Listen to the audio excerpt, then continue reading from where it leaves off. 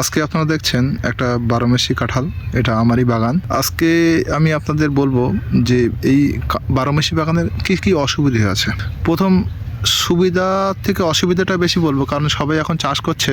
আর আমি 12 মাসি বলছি, কিন্তু এটা লোক মারফত, এটা কিন্তু 12 মাসি নয়। প্রথম কথা, এটা ফল দেয় 7 থেকে 8 মাস, এবং ফলের টাইম হচ্ছে টেম্পারেচার যতদিন 35-এর নিচে থাকে, 32-33-এর নিচে থাকে, ততদিন ফল দেয়, এবং টেম্পারেচার হাই গেলে তখন ফল দেয় না। আরও একটা কথা বলবো সেই সঙ্গে, যেসব বন্ধুরা পাকা কাঁঠাল খেতে খুবই প্রিয়, পাকা কাঁঠাল যারা খুব ভালো পছন্দ করেন, তারা কিন্তু এই কাঁঠালটার পাকা খাওয়ার চেষ্টা করবেন না, কারণ এটা আমরা যারা বাঙালি যেরকম কাঁঠাল সচরাচর খেয়ে থাকি, সেই স্বাদ কিন্তু পাকা কাঁঠাল পাবেন না। এটা এঁচোড়ের জন্য খুবই ভালো, শুধু ভালো না, খুবই ভালো। কারণ আমি বলবো যে আমি নিজে খেয়েছি, তো আমাদের লোকাল যে দেশি কাঁঠালগুলো হয়, তার থেকে এই কাঁঠালগুলো অনেক বেশি টেস্টি, আর এই কাঁঠালগুলো অনেক অ্যাডভান্স হয়, এবং এই কাঁঠালগুলো রান্না করলে এমনি কাঁঠাল যেরকম গলতে চায় না, এই কাঁঠালটা সেই প্রবণতা নেই, এবং এই কাঁঠালগুলো দেখতে খুবই সুন্দর। এবার আমি আপনাদেরকে বলছি যে আমি এই বাগানটা করেছি, আজকে বয়স 17 মাস। আজকে সালে হচ্ছে 2025 সাল, আপনার 18ই জানুয়ারি। আমি গাছগুলো অত্যাধিক খাবার দিচ্ছি, এখনো গাছে খেয়াল করলে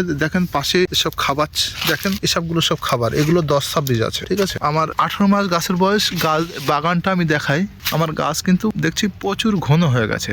প্রথম আমি কিভাবে লাগাবো বুঝতে পারিনি, এবং এটা আমার কাঁকরোল চাষের জমি ছিল, এই জন্য আমি আমার গাছের ডিস্টেন্স এসে গেছে 7 ফুট, একটা ভাটির থেকে আরেকটা ভাটি 7 ফুট, এবং আমি ক্রস স্টাইলে বসেছি 10 ফুট 11 ফুট অন্তর, কিন্তু গাছের ডিস্টেন্স আরো বাড়াতে হবে। এবারে দেখেন আমার এই 17 মাস গাছের ফল নামছে, যথেষ্টই আশা করা এই 17 মাসে ভালো ফল নামছে, এবং গাছের প্রায় 1 ফুট বেড়ে এসে গেছে। এবার বলি আমার যে সমস্যাগুলো আপনাদেরকে বলছি। আমার এবারে এই বাগানটা বৃষ্টির জলে 4 বার ডুবে গেছে, 4 বার। তার উদাহরণ দেই, এই কাঁঠাল গাছ যদি কারোর জমিতে লাগিয়ে থাকে, যদি 6 মাসের নিচে গাছের বয়স থাকে, 3 দিন জলে ডুবে থাকলে, 3 থেকে 4 দিন ডুবে থাকলে, তারা এমনি কিন্তু বাগানের গল্প শেষ, টোটাল গাছ নষ্ট হয়ে যাবে। দেখেন এসব কিন্তু মোচ আসছে গাছে, এবং এই কাঁঠাল গাছের আরেকটা সব থেকে ভালো বিষয়, এটা বেচার জন্য রেডি হয়ে গেছে। এরপরে দেখেন পরপর কন্টিনিউ ফল দিয়ে যায়, একটা কাটলে একটা, এবং যতদিন আমাদের কাঁঠাল, লোকাল কাঁঠাল ফল দেয়, কিন্তু কন্টিনিউ সেইভাবেই দিয়ে যায়। দেখেন এই গাছটা পরপর মুছে নিচ্ছে।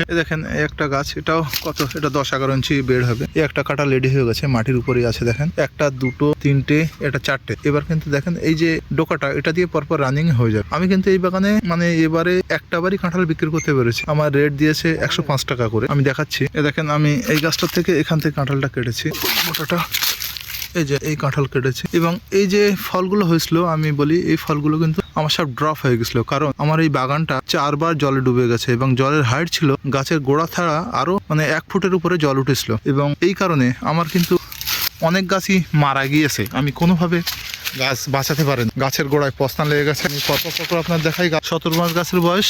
দেখেন ফল, দেখেন একদম পরপর নিয়ে যাচ্ছে, পরপর ধরে যাচ্ছে উপরে, দেখেন। কিন্তু সেই হিসেবে আমার এবারে কিন্তু ফল আশা অনুরূপ আমি ফল দেখতে পাচ্ছি না।